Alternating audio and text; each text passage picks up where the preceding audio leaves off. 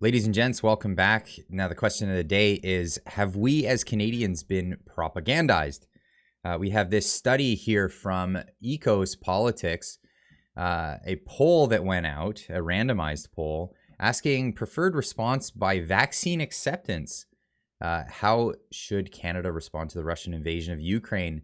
Now, this is broken up between the responses of people with 3+ doses of vaccine and people who have refused the vaccine.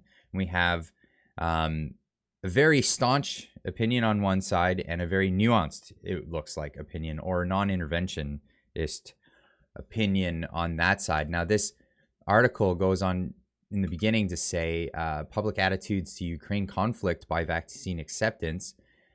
This was done from Ottawa.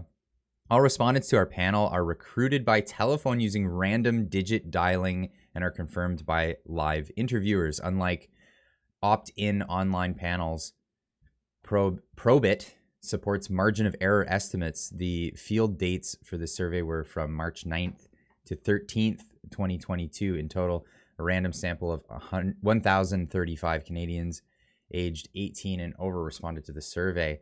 So yeah, there's a slight margin of error there, but this is just showing that it's randomized. It wasn't done. It's not like a Twitter poll or something like that. Now, I'll get back to this, but this is a story that broke back in September of 2021. Canadian military used pandemic to test propaganda on its own citizens.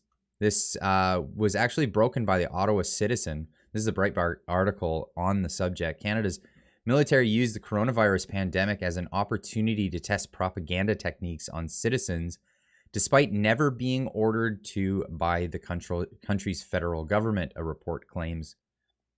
A report on the propaganda operation claimed that Canadian military leaders did not believe they needed the approval of the federal government to conduct propaganda operations that were developed in April of 2020.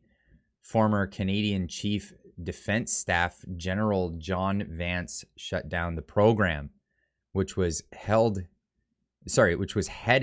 by the Canadian Joint Operations Command, or CJOC, after some had called into question its legality. Vance also brought in retired Major General Daniel Goslin to conduct a report on the operation. Essentially, what happened was they were using techniques that were discovered or implemented on Afghanis in Afghanistan, and they were trying out these techniques. They thought, hey, wouldn't this be a great time to go try these out on the Canadian citizens? This Breitbart news here. Here we have Goslin went further, saying that the CJOC saw the pandemic as a unique opportunity, in quotes, to test their propaganda techniques on their own citizens. We have one such case of this was a case where Canadian soldiers here say Canadian soldiers cry wolf, alarming residents. They also mounted, this is unbelievable. So this story is from Nova Scotia, where they sent out letters, these fake letters, to the citizens in Nova Scotia, claiming that it was the Wildlife Division, saying, look out for gray wolves. There's a whole bunch of them.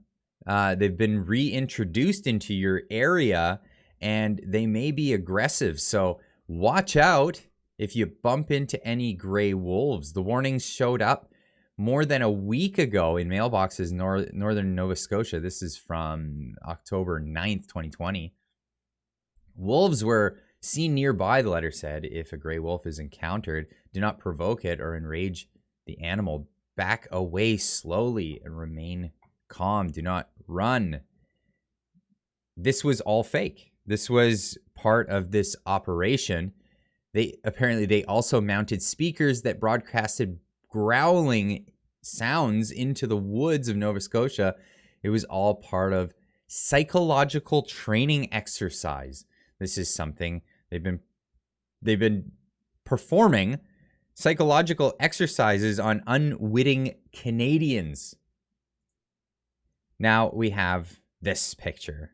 So this was all these exercises were prior to the trucker convoy that took place in Canada. And then we remember this image, and this was done by Rebel News. They did a breakdown on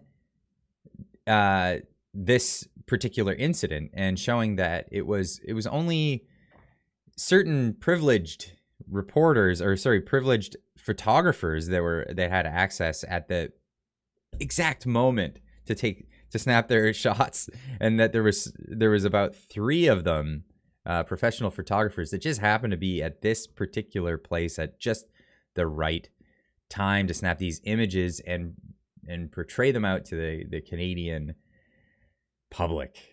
This, along with another image of a Yahtzee flag that we can see right here. There it is.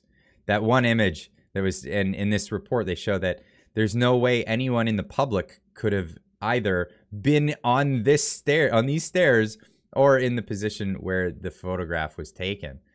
But this takes us back to our support for sanctions and support for the government's actions towards the Russia-Ukraine situation. Now, I've made my opinion pretty clear before. I'm not for war.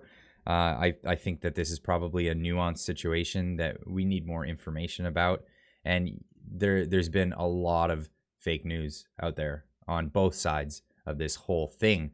But we can see that there is, depending on what person's, and this is a really interesting way of breaking up the data, but somebody thought, hey, let's have a look at what people's opinions are based on what their vaccine status is. So because we have vaccine statuses, and people are publicly asking people what their status is, in this survey, they asked it specifically that. Please rate the extent to which you agree or disagree with the following statements. Canada should impose tougher sanctions on Russia, given if it means higher prices and slower economic growth at home. So people who received 3 or more doses strongly agreed with this, where people who received 2 doses were more nuanced in their response, and people who refused the vaccine were more negative towards this. They disagree with that statement. Views on invasion, please rate the extent to which you agree. Given the response of Russian speakers in the Donbass region, Russia was justified in invading Ukraine. Strongly disagreed with by people who took 3 or more doses. Somewhat disagreed with by people with 2 doses, and more of a nuanced look, with a lot more people saying I don't know in this category with refusers. We also have I believe Russia is committing war crimes in the Ukraine. Strongly agreed with, received for people who received 3 or more doses. People who received 2 doses, strongly agreeing. Some people in the more disagreeing or neither, really just kind of neutral stance on that, or don't know. And vaccine refusers, again, more of a nuanced answer to that.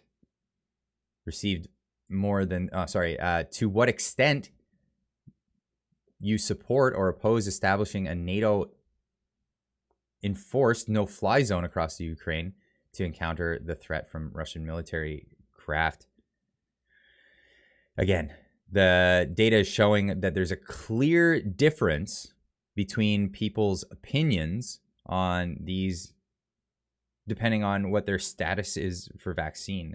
Now, a lot of people would point towards that people who are vaccine refusers would be more disagreeable type people, and people with 3 or more doses are either more agreeable or more propagandized, and that's kind of the camp that I'm getting into.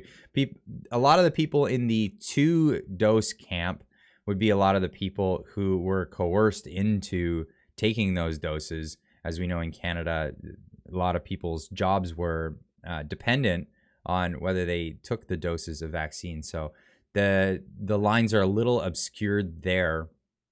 But yeah, asking the questions, imposing tougher economic sanctions on Russia. Again, clear delineation there, seizing the assets of Russian oligarchs associated with President Putin. Again, clear delineation. Very interesting data to come out of this. So we'll see where this goes further, but we do know that the government and our military has been engaging in propaganda techniques on the Canadian citizens. That's all I got for now. Keep on trucking.